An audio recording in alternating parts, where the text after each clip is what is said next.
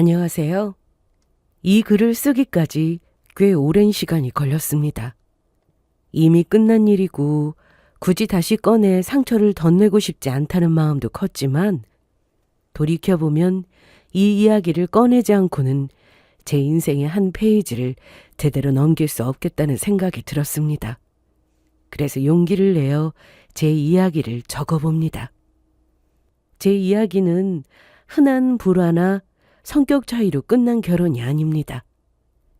가족이라는 이름 아래 사람이 얼마나 계산적으로 변할 수 있는지, 그리고 돈 앞에서 인간이 어디까지 추해질 수 있는지를 뼈저리게 깨닫게 해준 결혼 생활의 기록입니다. 결혼 후 저는 특별히 욕심을 부리며 살지 않았습니다. 부부라면 서로 배려하며 살아가는 것이 당연하다고 믿었고, 시댁 식구들과도 큰 마찰 없이 지내려고 노력했습니다. 불편한 일이 있어도 참았고, 가족인데 이 정도는 이해해야지 라는 말로 스스로를 이해시켰어요. 하지만 그 결과가 이렇게까지 비참한 결말로 치달을 줄은 상상도 하지 못했습니다. 모든 일의 시작은 제 여동생의 이혼 문제였습니다. 여동생은 명백한 피해자였고 법적으로도 상당한 위자료를 받을 수 있는 상황이었습니다. 저는 그 사실을 그저 가족에게 공유했을 뿐이었습니다. 그런데 그때부터 남편과 시댁 사람들의 태도는 서서히 달라졌어요. 처음엔 걱정하는 척, 위하는 척 했지만 그 속에는 점점 노골적인 기대와 욕심이 섞여 들어오기 시작했습니다. 제 여동생의 이혼은 그들에게 더 이상 안타까운 가족사가 아니라 쓸 수 있는 돈, 계산할 기회가 되어가고 있었습니다. 그 과정에서 저는 이 집안이 얼마나 뻔뻔한 사람들로 이루어져 있는지, 그리고 제 남편이 그 중심에서 얼마나 아무렇지도 않게 타인의 인생을 재단하고 있었는지를 알게 되었습니다. 그래서 저는 결국 모든 걸 바로잡고 스스로를 지켜냈어요. 지금부터 들려드릴 이야기는 절대 가볍지 않고 결코 과장된 이야기도 아닙니다. 제가 직접 겪었고 직접 결단해야 했던 아주 현실적인 이혼 이야기입니다. 그럼 제 동생의 아픔을 팽개치고 돈만 생각했던 시댁 식구들을 어떻게 버렸는지 들려드릴게요. 저는 사람을 볼 때 말보다는 행동을 더 믿는 편이었습니다. 그래서였을까요? 남편의 다정함은 저에게 꽤 큰 확신처럼 다가왔습니다. 남편은 늘 먼저 챙기는 사람이었어요. 사소한 것도 그냥 넘기지 않았고, 말을 예쁘게 했고, 상대가 기분 상할 만한 말은 애초에 하지 않는 사람이었죠. 그런 모습이 마음에 들었습니다. 그래서 만나면 만날수록 함께하는 미래가 자연스럽게 그려졌어요. 그 생각 하나로 저는 결혼을 결심했습니다. 다정한 것도 다정한 거지만 남편은 결혼 전부터 제 식구들과 잘 어울렸어요. 저에게는 여동생이 하나 있는데 저보다 몇 살 아래였고 어릴 때부터 유난히 저를 잘 따르던 동생이었죠. 자연스럽게 동생도 제 남편을 자주 보게 됐고 동생은 남편을 보고 예비 형부라고 부르며 꽤 잘 따랐습니다. 저는 그런 모습이 참 보기 좋았고요.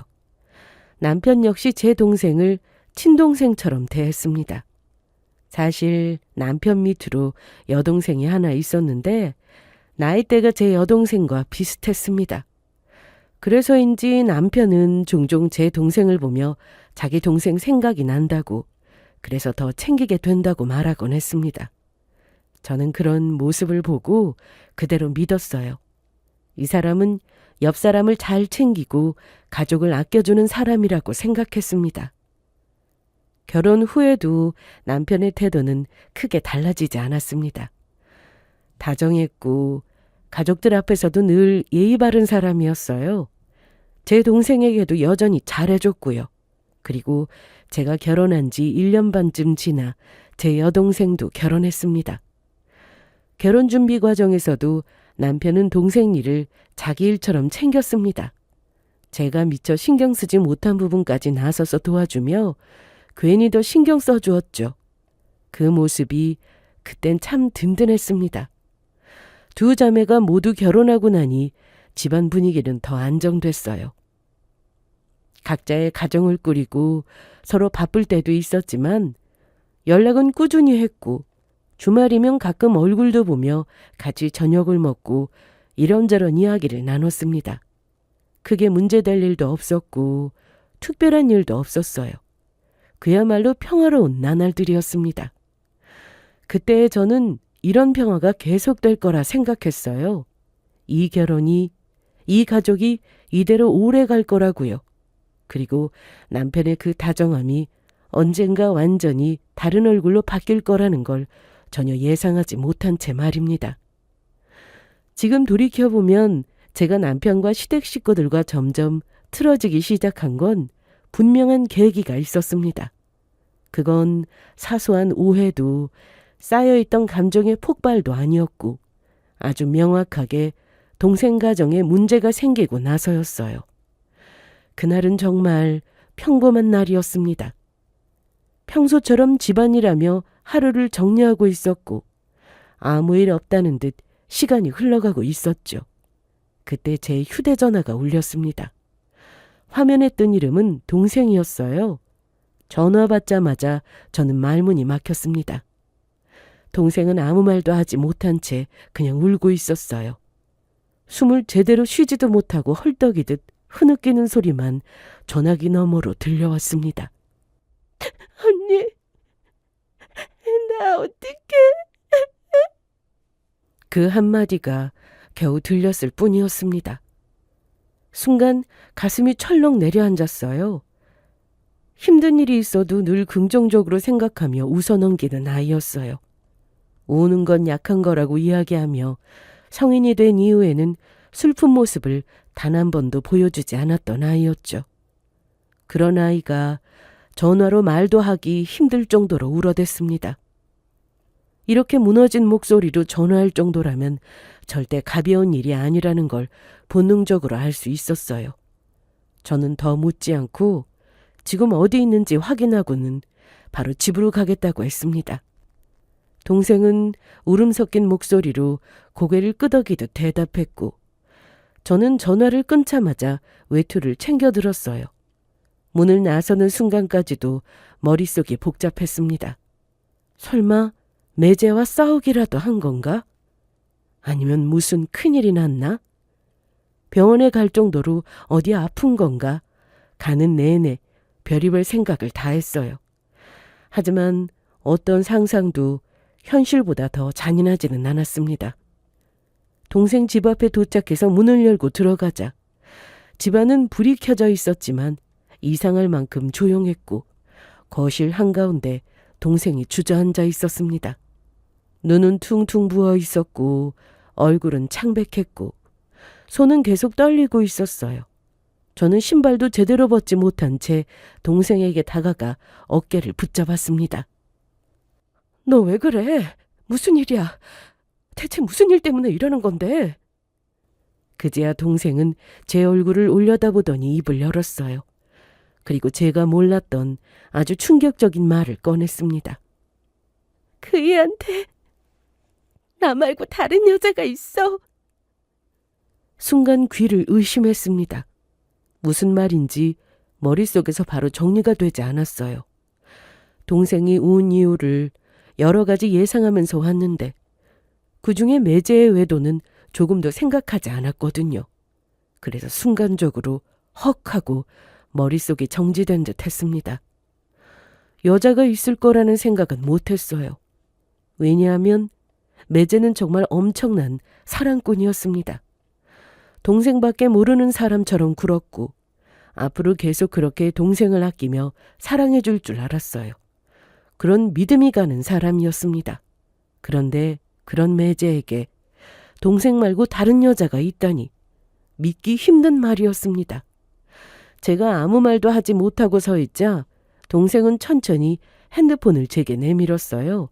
그리고 그 안에 담긴 것들을 보게 됐습니다.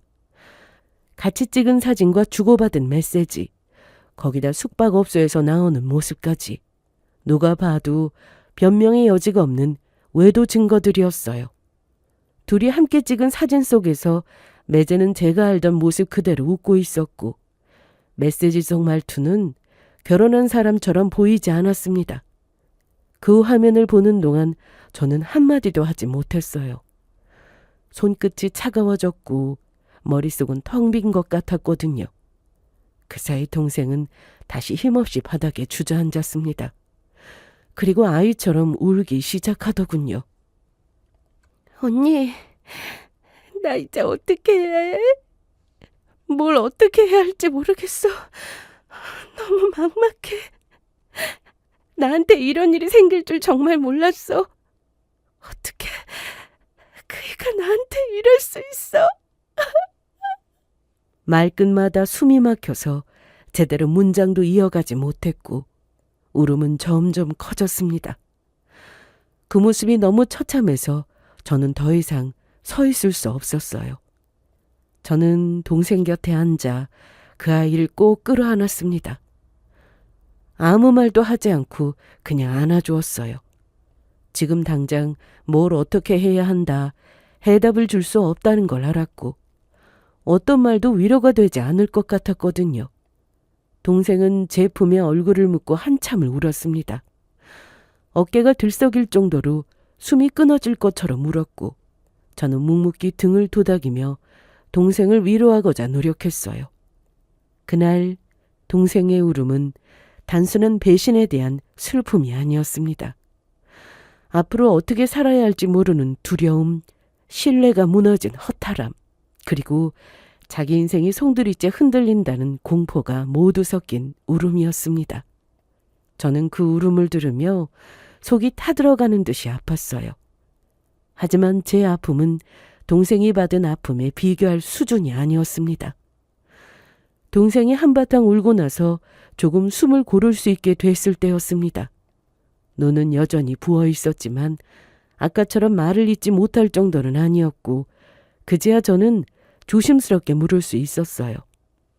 도대체 무슨 일이 있었는지, 언제부터 이런 상황이 된 건지 물었고 동생은 한참을 망설이다가 천천히 입을 열었습니다. 몇 달 전 매제는 동창회를 나갔대요. 학창시절 친구들이 모이는 자리라며 오랜만이나 다녀오겠다고 했고 동생도 알겠다며 보내줬다고 했습니다. 그런데 그 자리에서 매제는 학창시절 첫사랑이었던 여자를 만났대요. 처음엔 정말 우연한 재회였고 그냥 안부를 묻는 정도였다고 했습니다. 하지만 그 이후로 연락이 이어졌고 메시지가 잦아지면서 결국 선을 넘게 됐다고 했어요. 동생은 그 사실을 남편에게 직접 들은 게 아니었습니다. 동생 말로는 그전부터 매제의 행동이 조금씩 달라졌다고 했어요. 휴대전화를 늘 손에서 놓지 않았고 메시지가 오면 화면을 가리듯 확인했고 외출이 잦아졌으며 이유 없는 짜증도 늘었다고 했습니다. 처음엔 괜히 예민해진 건 아닐까 싶어서 스스로를 탓했다고 했어요. 남편에게 여자가 생긴 건 아닐까 하는 생각이 들기도 했지만 설마 아닐 거라고, 그럴 리 없다고 애써 넘기려고 했답니다. 하지만 여자의 촉은 끝내 틀리지 않죠. 어느 날 우연히 매제의 휴대전화를 보게 됐고 그 안에서 외도의 흔적을 발견하게 됐다고 했습니다. 사진, 메시지, 그리고 숨기려 했던 대화들을 보게 된 거죠. 그 순간 동생은 아무 말도 나오지 않았다고 했습니다. 더 충격적인 건 그 다음 말이었습니다. 매제는 이 사실을 모르고 있는 상황이었어요. 동생이 남편의 외도 사실을 알고 있다는 걸 말이죠. 너무 갑작스럽고 너무 충격적이라 어떻게 말을 꺼내야 할지도 몰랐고 그 여자가 누구인지 자세하게 알고 싶었대요. 그러면 시간을 벌어야 했으니 그동안 아무것도 모르는 척 굴었다고 했습니다. 그렇게 사람을 시켜서 그 여자에 대해 알아봤대요. 그리고 혼자 끙끙 앓다가 결국 저에게 전화한 거라고 했습니다. 증거는 확실하게 잡았는데 그 다음에는 뭘 어떻게 해야 하는지, 어떻게 해야 좋은 건지 모르겠다고 했습니다. 너무 혼란스럽고 자신의 마음도 모르겠다고 했어요. 자신을 배신하고 바람 피운 남편이 너무 믿고 원망스러운데 그러면서도 남편을 많이 사랑하고 있다고 하더군요. 그래서 저에게 이야기한 거고 제 생각은 어떤지 듣고 싶어서 연락한 거라고 했어요. 저는 동생의 손을 잡고 천천히 말했습니다. 지금 당장 결정하지 않아도 된다고. 무엇보다 중요한 건 네가 어떻게 하고 싶은지 알아야 한다고 했어요. 이혼을 할지 아니면 용서하고 다시 살아갈지 그 선택은 누가 대신 내려줄 수 있는 게 아니라고 했습니다. 제가 뭐라고 이야기해도 동생의 마음이 제일 중요하다고 했어요. 다만 언니로서 전하고 싶은 말이 있다면 외도는 한 번으로 끝나는 문제가 아니라고 했습니다. 쉽게 용서할 수 있는 일도 아니고 지금 당장은 미안하다고 빌겠지만 그 기억은 앞으로도 계속 남아서 동생을 괴롭힐 거라고 했습니다. 마침 둘 사이에 아이가 없다는 점도 차분히 짚어줬어요. 아이가 없을 때 정리하는 게 어쩌면 더 나을 수도 있다고 말이죠. 가정을 깬다고 자기 삶이 망가지는 건 아니라고 했습니다. 어쩌면 자신을 지키는 선택일지도 모른다고 조심스럽게 이야기했어요. 동생은 아무 말 없이 고개만 끄덕였습니다. 금방 답을 내릴 수 없는 표정이었고 생각이 많은 듯 보였죠. 저도 빨리 답을 내라고 강요할 생각은 없었습니다. 동생은 조금 생각해 보겠다고 했고 혼자서 정리할 시간이 필요하다고 했어요. 저는 그 말을 존중했습니다. 동생을 다시 한번 꼭 안아주고 힘들 때면 언제든지 연락하라고 했습니다. 그렇게 말하고는 동생 곁을 쉽게 떠날 수가 없었어요. 울다 지친 동생이 소파에 기대 잠든 걸 확인하고서야 저는 조용히 집을 나왔습니다. 머릿속은 온통 복잡했고 가슴 한쪽이 계속 답답하게 조여왔어요. 집으로 돌아가는 내내 동생의 얼굴이 떠올랐습니다. 행복해 보이던 결혼 생활, 괜찮다며 웃던 모습들까지 그 모든 게 한순간에 무너졌다는 사실이 도무지 믿기지 않았습니다. 마음이 너무도 무거웠어요. 동생의 결혼이 이렇게 무너지고 있다는 사실도 힘들었지만 그보다 더 마음에 걸렸던 건 이 일이 어쩐지 동생의 문제로만 끝나지 않을 것 같다는 예감이었습니다. 그 예감은 아직 뚜렷한 형태는 없었지만 분명히 불길한 방향을 가리키고 있었어요. 그리고 그날 집에 돌아와서도 한동안 잠을 이루지 못했습니다. 이 선택이 동생의 인생을 바꿀 것이고 머지않아 제 인생까지 같이 흔들게 될 거라는 걸 어렴풋이 느끼고 있었나 봐요. 그날 이후로 저는 집에서 동생의 연락만 기다리며 하루하루를 보냈습니다. 핸드폰을 손에서 놓지 못했고 벨이 울릴 때마다 가슴이 철렁 내려앉았습니다. 일을 해도 머릿속에는 온통 동생 생각뿐이었고 서류를 보다가도 동생이 바닥에 주저앉아 울던 모습이 자꾸 떠올랐습니다. 밥을 먹어도 맛을 모르겠고 잠자리에 누워도 쉽게 잠들 수가 없었습니다. 결정은 했을까? 혹시 혼자 더 무너지고 있는 건 아닐까? 걱정이 꼬리에 꼬리를 물고 이어졌어요. 그런 제 모습을 남편이 알아차리지 못할 리 없었습니다. 어느 날 저녁 남편은 제 얼굴을 한참 들여다보더니 조심스럽게 말을 꺼냈어요. 요즘 왜 그러냐고. 혹시 무슨 일 있냐고. 잠도 제대로 못 자는 것 같고 밥도 거의 안 먹지 않냐고. 안색이 너무 안 좋아서 걱정된다며 무슨 고민이 있는지 물어봤습니다. 그 말에 저는 잠시 망설였어요. 동생이 아직 어떤 결정을 내릴지 모르는 상황이었고 괜히 이야기를 꺼냈다가 상황이 복잡해질까 봐 쉽게 말하지 못하고 있었거든요. 하지만 혼자서 끙끙 앓는 것도 점점 버거워지고 있었습니다. 그리고 솔직히 이런 생각도 들었습니다. 매제와 같은 남자인 남편이라면 남자 심리를 더 잘 알지 않을까. 어쩌면 동생에게 해줄 조언에 조금은 도움이 되지 않을까 하는 그런 생각이요. 그래서 결국 입을 열었습니다. 동생에게 무슨 일이 있었는지, 외도를 알게 된 과정과 아직 매제는 모르는 상태라는 것까지 조심스럽게 이야기했습니다. 남편은 처음엔 크게 놀란 듯 눈을 크게 뜨고 제 말을 들었어요. 그러더니 한숨을 쉬며 말했습니다. 처제 많이 힘들겠네. 그 말엔 걱정이 담긴 것처럼 보였습니다. 남편은 잠시 골똘하게 생각하더니 이혼이 정답인 것 같다고 이야기했습니다. 사실 저도 그렇게 생각했어요. 없던 일로 하기에는 받은 상처가 너무 크고 한번 무너진 신뢰는 다시 회복하기 어려우니까요. 남자는 그래. 평생 바람 한 번 안 피우는 남자는 있어도 한 번만 바람 피우는 남자는 없어. 덤덤하게 툭 던지듯 내뱉는 말이었지만 크게 공감됐습니다. 처음 한 번이 어렵지 두 번은 쉬운 법이니까요. 남편은 처제가 증거를 내밀면 처음에 미안하다고 무릎 꿇고 싹싹 빌 거라고 했습니다. 하지만 그때뿐일 거라고 했어요. 미안하다고 싹싹 빌어도 언젠가는 또 여자 문제로 제 동생을 힘들게 할 거라고 했습니다. 그리고 둘 사이에 아이가 없으니 이럴 때 정리하는 게 맞지 않냐고 했죠. 그 말을 들으며 저도 고개를 끄덕이긴 했습니다. 외도는 용서한다고 해서 깨끗이 사라지는 상처가 아니고 동생이 그 기억을 안고 평생 살아가야 할지도 모른다는 걸 잘 알고 있었기 때문이에요. 하지만 동생은 마음이 쉽게 정리되지는 않았습니다. 동생은 매제를 많이 사랑하고 있었고 그 사랑 때문에 더 쉽게 결정을 내리지 못하고 있었으니까요. 그 생각을 하니 답답함이 밀려왔습니다.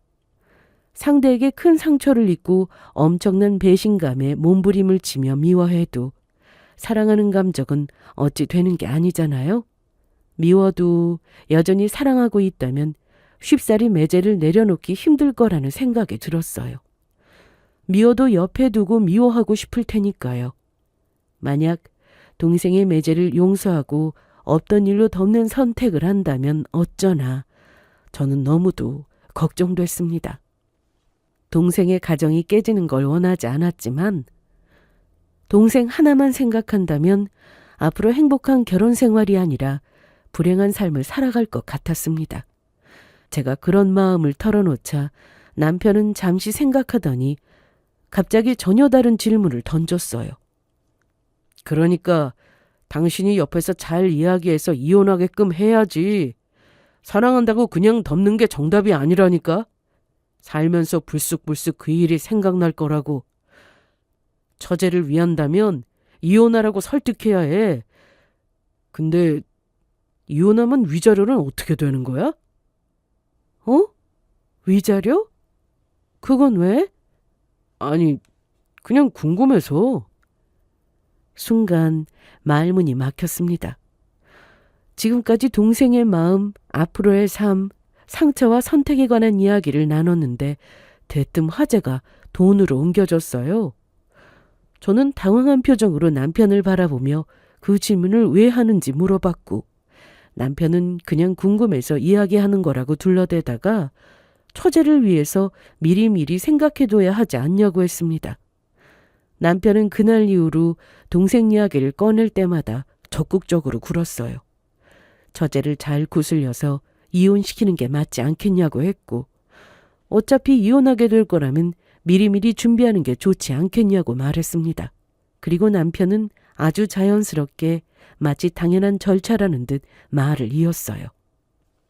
이혼하면 위자료는 어떻게 할지 미리 생각해둬야 하지 않겠어? 그래야 나중에 처제가 손해 안 본다니까. 아니, 매제는 돈이 좀 있잖아. 집도 잘 살고 직업도 괜찮으니까 최대한 많이 받아야지. 그래야 처제한테 좋아.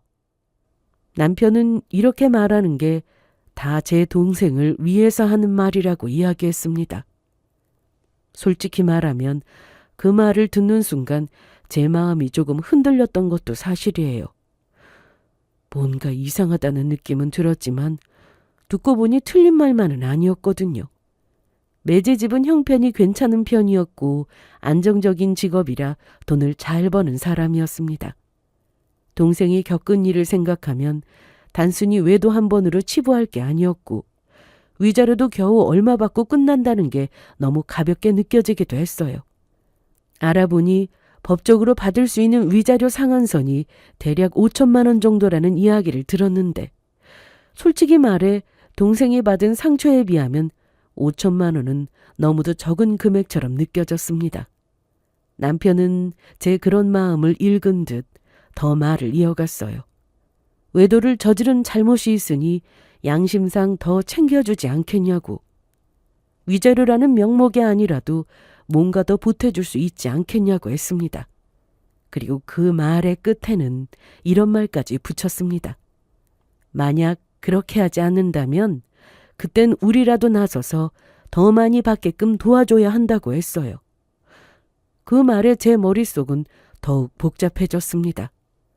동생은 남편의 외도로 힘들어하는 와중에 자꾸 돈돈돈거리는 남편이 이해되지 않았지만 그래도 동생에게 조금이라도 더 도움이 된다면, 조금이라도 앞으로의 삶이 덜 힘들어진다면 이런 이야기쯤은 얼마든지 할 수 있다고 생각했어요. 남편도 그만큼 제 동생을 친동생처럼 아끼고 잘 챙겨줬으니까 이성적으로, 현실적으로 생각해서 해주는 말이라고 여겼습니다. 그래서 돈돈돈거리는 남편에게 별말 안 했어요. 저는 그저 동생을 위해서라면 내가 뭘 해야 할까 이런 생각들로 머릿속이 꽉 차 있었습니다. 이때까지만 해도 몰랐어요. 남편이 동생을 위해서 하는 말이 아닌 더 큰 욕심과 계산이 조용히 자리 잡고 있다는 것을요.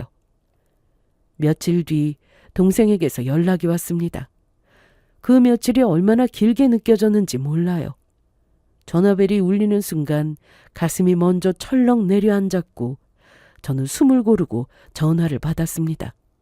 동생의 목소리는 전처럼 무너져 있지는 않았지만 여전히 많이 지쳐 있었어요. 한참을 말없이 있다가 동생은 조용히 말했습니다. 언니, 그동안 많이 생각해봤어. 나는 여전히 남편을 많이 사랑해. 하지만 이 상처를 모른 척하고 평생 살아갈 자신이 없어. 그 말 한마디에 동생이 얼마나 오랜 시간 고민했는지 다 느껴졌습니다. 쉽게 내릴 수 있는 결정이 아니라는 것도 누구보다 잘 알고 있었어요. 동생은 이어서 말했습니다. 고민 끝에 매제와 이혼할 거라고 했어요. 그러니 매제에게 자신이 다 알고 있다는 사실을 이야기할 거라고 했습니다. 그런 다음 이혼 절차를 밟을 거라고 했죠. 전화를 끊고 나서 한동안 아무 말도 하지 못했습니다. 언니로서 동생이 내린 선택이 틀리지 않았다는 걸 머리로는 알고 있었지만 가슴은 너무도 아프고 속상했어요. 그래도 동생에게 쉽지 않은 결정이었을 텐데 잘 생각했다고, 언니는 내 동생이 무슨 선택을 하든 그 선택을 존중한다고 말해줬습니다. 동생은 고맙다고 말하며 다시 한번 울먹였고 저는 그 말에 차마 아무 말도 덧붙일 수 없었어요. 그날 저녁 남편은 제게 처제한테 연락 온 거 없냐고 물어봤고 저는 동생의 결정을 남편에게 전했습니다. 남편은 고개를 끄덕거리며 처제가 큰 결심을 했다고 이야기하더니 이제부터가 중요하다고 했어요. 이혼이라는 게 사실 위자료 싸움이야. 더 빼앗냐 덜 빼앗기고 지키느냐거든. 처제가 잘할 수 있으려나? 안 되겠다. 제가 말릴 새도 없이 남편은 급하게 전화기를 꺼내서는 동생에게 전화를 걸었습니다. 그리고 전화 받은 동생에게 위로의 말 한마디 건네기보다는 바로 돈 이야기부터 꺼냈어요. 처제 나야. 앞으로 정신 바짝 차려야 해. 그래야 한 푼이라도 더 받지. 절대 약한 모습 보이지 말고 무조건 강하게 나가. 알았지? 고작 5천만 원 받고 이혼하기에는 너무 억울하잖아. 끝까지 밀어붙여. 저는 순간 전화기에 대고 이렇게 말하는 남편을 멍하니 바라봤습니다. 아무리 그래도 동생의 마음 상태는 안중에도 없고 그저 돈돈돈거리는 게 낯설게 느껴졌어요. 무엇보다 동생이 한 푼이라도 더 받아내려고 혈안이 되어 있는 상태도 아닌데 왜 남편이 더 오바할까 싶었습니다. 아무리 동생을 위해서 그런다고 하지만 뭔가 느낌이 꺼림칙했어요. 저는 그날 밤 잠을 쉽사리 이루지 못했습니다. 언니로서 동생의 선택을 존중하고 앞으로 나아갈 길을 응원하지만 그 과정에서 남편이 보인 반응이 신경 쓰였거든요. 불편함을 넘어 불안감으로 바뀌고 있었습니다. 동생의 이혼은 상처를 정리하는 일인데 남편은 그런 걸 고려하는 느낌이 아니었어요. 처음으로 이 모든 상황에서 가장 낯선 사람이 남편일지도 모른다고 생각하게 되었습니다. 그리고 그 생각은 곧 더 큰 충격으로 이어지게 될 준비를 하고 있었죠. 얼마 지나지 않아 동생에게서 다시 연락이 왔습니다. 이번엔 울음 섞인 목소리가 아니었어요. 조심스럽지만 어딘가 결심이 선 차분한 목소리였어요. 동생은 결국 남편에게 외도 사실을 알고 있다는 걸 모두 털어놓았다고 했습니다. 그리고 그 자리에서 이혼 이야기를 나눴다고 했죠. 상상만 해도 얼마나 힘든 시간이었을지 가슴이 아팠습니다. 그런데 동생의 다음 말은 저를 놀라게 했어요. 글쎄 매제네 쪽에서 위자료로 3억을 준다고 약속했다고 했습니다. 생각지도 못한 금액에 순간적으로 말문이 턱하고 막히더라고요. 법적으로 가능한 금액을 한참 넘은 액수였고 쉽게 나올 수 있는 숫자가 아니었으니까요. 동생은 이어서 그 이유를 설명해 줬어요. 매제의 어머니, 그러니까 동생의 시어머니가 이 일에 크게 분노했다고 했습니다. 자기 아들이 저지른 일이 너무 괘씸하고 무엇보다 며느리였던 동생에게 너무 미안하다고 했다는 겁니다. 평소 제 동생은 시부모님의 사랑을 많이 받던 며느리였거든요. 그래서 본인 명의로 가지고 있던 땅을 팔아서 그 돈으로 위자료 3억을 마련해 주겠다고 하셨답니다. 동생은 그 이야기를 하며 계속 미안해 하셨다는 말을 반복하며 잠시 말을 잇지 못했어요. 그러고는 일이 잘 해결될 것 같다고 했습니다. 이혼 소송으로 구질구질하게 시간 낭비할 것 없이 위자료 받고 합의 이혼으로 깔끔하게 정리될 것 같다고 했어요. 전화를 끊고 나서 저는 한동안 말없이 앉아 있었습니다. 동생이 겪은 상처가 돈으로 보상될 수는 없지만 적어도 억울하게 끝나지는 않겠다는 생각에 안도의 숨이 나왔어요. 그래, 이 정도면 정말 잘 정리되는 거라고 생각됐습니다. 그러고 나서 이 이야기를 남편에게 꺼내지 않았습니다. 괜히 또 위자료 이야기로 분위기가 흐려질 것 같았거든요. 제발 말 안 하면 그냥 후지부지 지나갈 줄 알았어요. 남편이 위자료에 적극적으로 반응하기는 했지만 당사자도 아니고 남편이 그렇게 한가한 사람도 아니기 때문에 나중에 제 동생 일에 관해서 물어보면 그냥 잘 해결됐다고 이야기할 생각이었습니다. 그런데 그날 저녁 무렵부터 남편이 거실을 왔다 갔다 하며 혼잣말을 하기 시작했어요. 아무래도 불안해. 처제가 잘 해결하고 있을까? 위자료 많이 받아야 하는데 마음 약해져서 제대로 못하는 거 아니야? 대체 일이 어떻게 돌아가고 있는지 뭘 알아야지. 혼자 이런 말을 중얼거리더니 고개를 휙 돌려서 저를 향해 처제한테 뭐 연락 온 거 없냐고, 어떻게 돌아가는지 좀 아냐고 물었어요. 저는 잠시 한숨을 쉬고 잘 해결됐다고 이야기하려는데 남편이 그새를 못 참고 안 되겠다며 핸드폰을 꺼내들었습니다. 또 동생한테 전화해서 위자료에 관한 이야기를 하려는 듯 했어요. 순간 가슴이 철렁한 저는 급히 남편을 말렸습니다. 동생한테 전화하려고? 그럴 것 없어. 잘 해결될 거야. 동생이 알아서 잘하고 있으니 괜히 전화하지 말라고 했습니다. 지금 예민한 시기니까 조심하는 게 좋을 것 같다고 했어요. 그러자 남편의 눈빛이 순간 번뜩였습니다. 처자한테 연락이 왔구나. 그래서 처자가 뭐라고 하는데? 어떻게 하겠대? 질문이 쏟아지듯 이어졌습니다.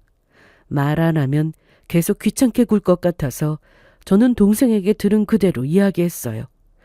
시어머니가 땅 팔아서 위자료로 3억을 주겠다고 했다고, 소송 없이 잘 마무리될 것 같다고 이야기했습니다.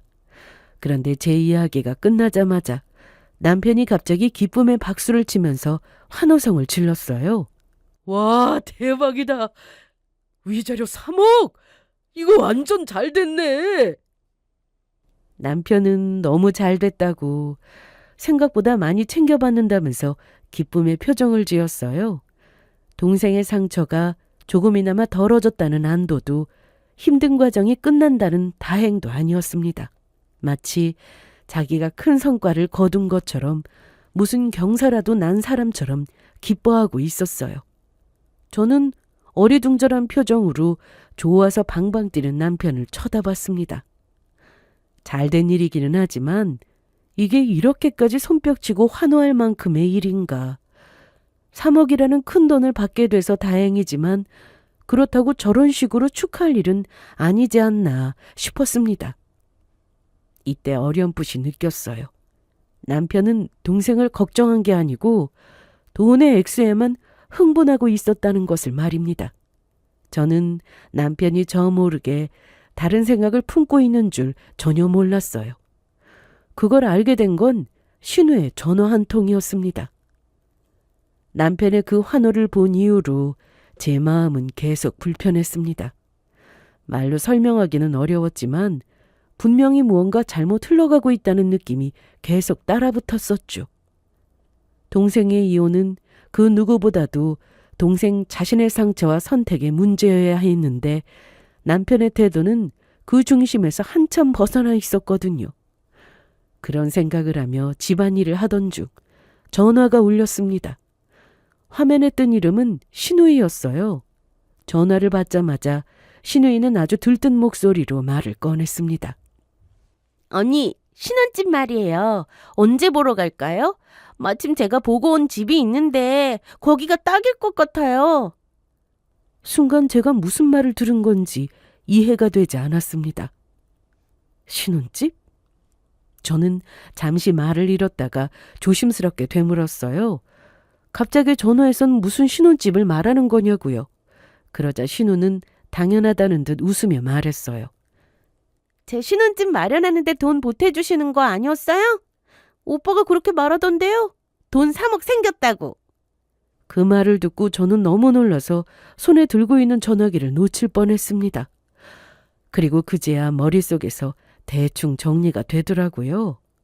남편이 동생의 위자료 이야기에 유난히 집착하던 이유, 계속해서 일이 어떻게 진행되고 있는지 집요하게 캐묻던 태도, 액수를 들었을 때 손뼉을 치며 환호하던 모습까지 모든 게 이 한 통의 전화로 명확해졌습니다. 저는 한동안 아무 말도 하지 못했어요.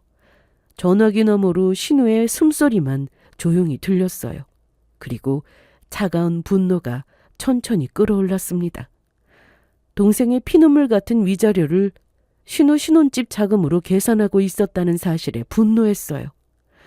그 인간은 저에게 상의한 적도 없었고 동생에게 미안해한 적도 없었으며 오로지 돈이 생겼다는 전제 아래 다음 계획을 세우고 있었던 겁니다.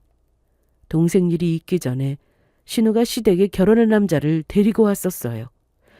시부모님의 허락이 떨어지자 결혼 준비는 빠르게 진행됐습니다. 그리고 어느덧 신혼집을 구하던 상황이었는데 그때 제 동생 일이 터진 거였어요. 저는 최대한 감정을 눌러 차분하게 말했습니다. 아가씨, 저는 그런 이야기 한 적 없어요. 그리고 그 3억은 내 동생 이혼 위자료예요. 그걸 아가씨 신혼집 구하는데 줄 수는 없지 않겠어요? 그이가 저랑 상의도 없이 이상한 소리를 한 것 같은데 집에 오면 이야기해볼게요. 그렇게 말하고는 전화를 끊었어요. 저는 한동안 그 자리에 서 있었습니다. 놀라움도 분노도 있었지만 무엇보다도 허탈함이 가장 크더라고요. 그날 저녁 남편이 집에 들어오자마자 남편을 마주보며 바로 입을 열었습니다. 신우한테 전화가 왔고 대뜸 신혼집 보러 가자고 했다고. 내가 신혼집 마련할 돈 보태주는 줄 알고 있던데 그게 무슨 소리냐고 했어요. 제 목소리는 차분했지만 안에 담긴 감정만큼은 결코 가볍지 않았습니다.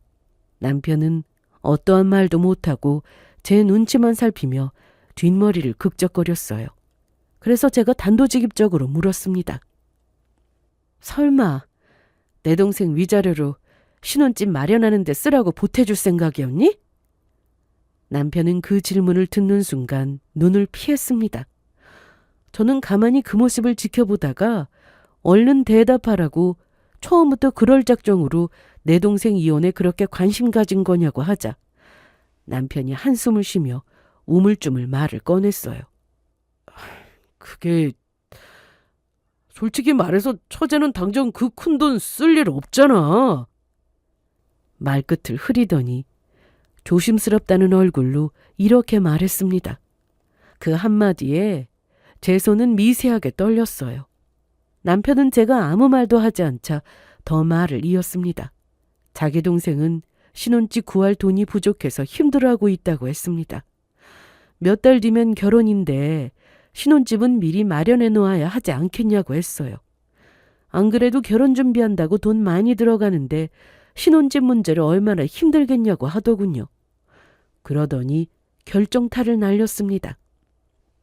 처제 이야기 듣고 생각해보니까 위자료로 많이 받을 수 있을 것 같더라고. 안 그래도 동생 결혼하는데 오빠로서 크게 도와주지 못해서 마음 쓰였거든. 우리 상황이 그렇게 여유로운 편은 아니잖아. 근데 처제 이혼하고 위자료 받으면 그걸로 조금은 도와줄 수 있겠다 싶었지.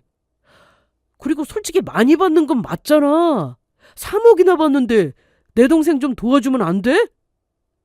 그 말이 너무도 가볍게 들려서 순간 귀를 의심했어요. 너무 실망해서 아무 말도 못하고 남편을 쳐다보고 있자 남편은 기어들어가는 목소리로 제 눈치를 보면서 어려우면 2억만 보태주면 안 되겠냐고, 그것도 어려우면 1억이라도 어떻게 안 되겠냐고 했습니다. 그러다가 저를 이해시키고 싶었는지 남도 아니고 가족끼리 돈 가지고 이러는 거 조금 그렇지 않냐고, 처제는 당장 돈 쓸 일이 있는 것도 아니고 그 돈 아니어도 문제될 거 없지 않냐고 했어요. 아예 달라는 것도 아니고 그냥 빌려달라는 건데 그것도 그렇게 어려운 거냐고 물었습니다. 가족이니까 그럼 이자는 제외하고 빌려줘. 기한은 조금 천천히 갚는 거로 하자. 대동생 사정 알잖아.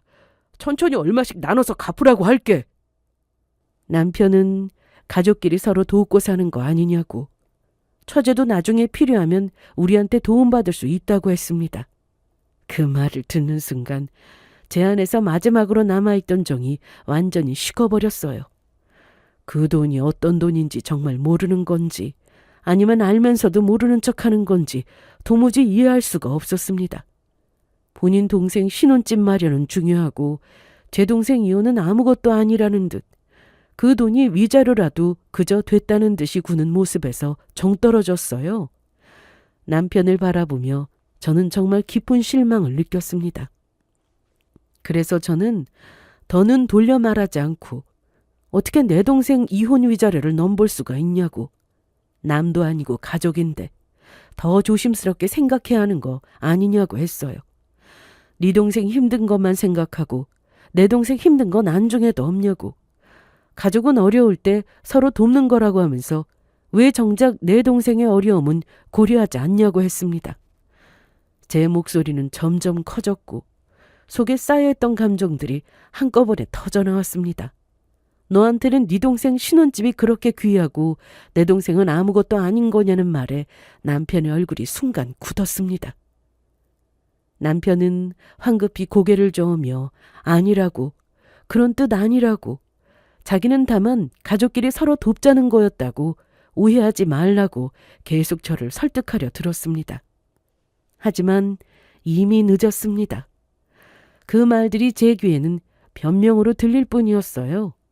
동생의 고통을 돈으로 환산하고 그 돈을 자기 가족 계획에 먼저 끼워 넣는 사람을 어떻게 이해할 수 있겠습니까? 그날 저는 남편에게 잔뜩 화를 냈습니다. 말을 고르고 차분하게 설명할 여유도 없었어요. 분노보다 배신감이 컸고 그 배신감은 용서로 바뀔 수 있는 종류가 아니었습니다. 그리고 짐을 챙겨 집을 나왔어요. 문을 닫는 순간까지도 남편은 저를 붙잡으려 했지만 저는 돌아보지 않았습니다. 아무리 생각해도 남편이 내뱉은 말은 도저히 이해할 수 없었어요. 이해할 수 있는 선을 넘어도 한참 넘은 상태였죠.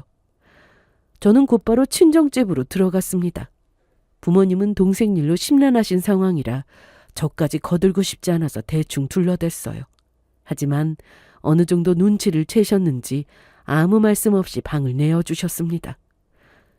거기서 친정에서 지내는 동안 괘씸한 남편을 어떻게 하면 좋을까 생각했어요. 그러던 중 정말 웃긴 일이 벌어졌습니다. 언젠가부터 신우와 시모에게 전화가 오기 시작했어요.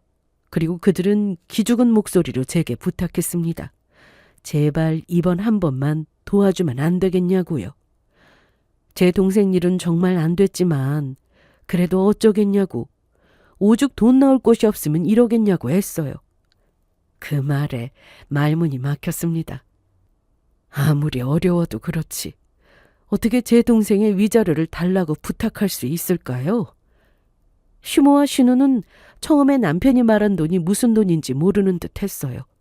그러다가 나중에 그 돈이 사실은 제 동생의 이혼 위자료라는 걸 알게 됐습니다. 그럼 그때서라도 더 이상 도와달라는 말을 하지 말아야 하는데 다 알면서도 여전히 제게 도와달라고 했습니다. 사람이 아무리 힘들고 어쩔 수 없다고 해도 해야 할 말이 있고 하지 말아야 할 말이 있는 거잖아요. 저는 전화를 끊고 나서 그들에게 중요한 건 여전히 돈이라는 걸 깨달았습니다. 그리고 확실히 결심했습니다. 그 사람들을 제 인생에서 치워야겠다고요. 친정집에 머무는 동안 저는 많이 생각했습니다.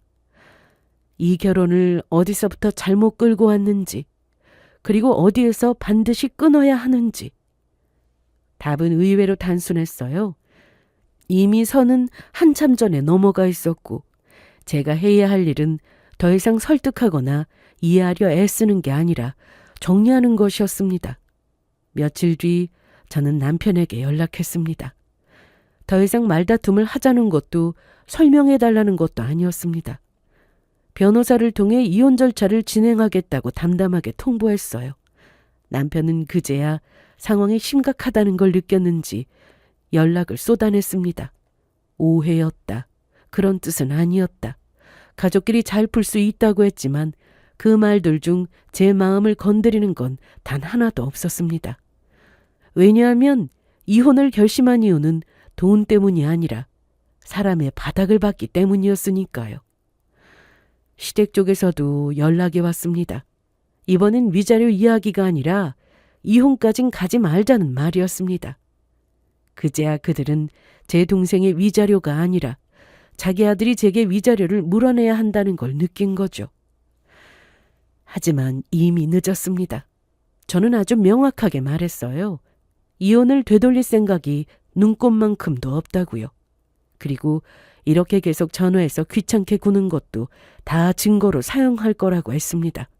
그랬더니 그날 이후로 시모와 신우의 전화는 뚝 끊겼습니다. 이혼은 생각보다 빠르게 정리됐습니다. 남편은 끝까지 억울하다는 말을 했지만 저는 감정 싸움에 끌려가지 않았어요. 그저 제가 겪은 일들과 그가 했던 말들을 차분히 정리해 서류로 남겼을 뿐입니다. 그리고 법적으로도 감정적으로도 완전히 남이 되었습니다.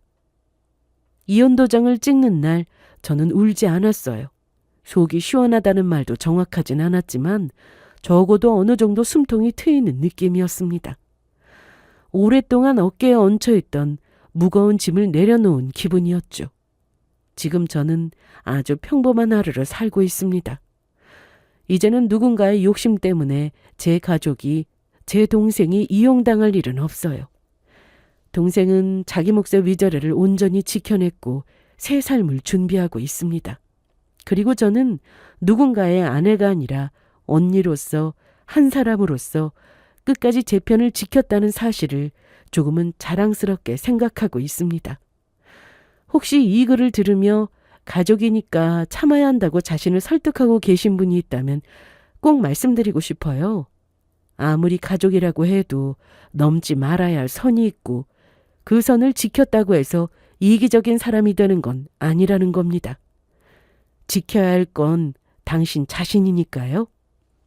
여러분도 자신을 지킬 수 있는 삶을 사시기를 바랍니다. 그럼 지금까지 저의 긴 사연을 들어주셔서 감사합니다.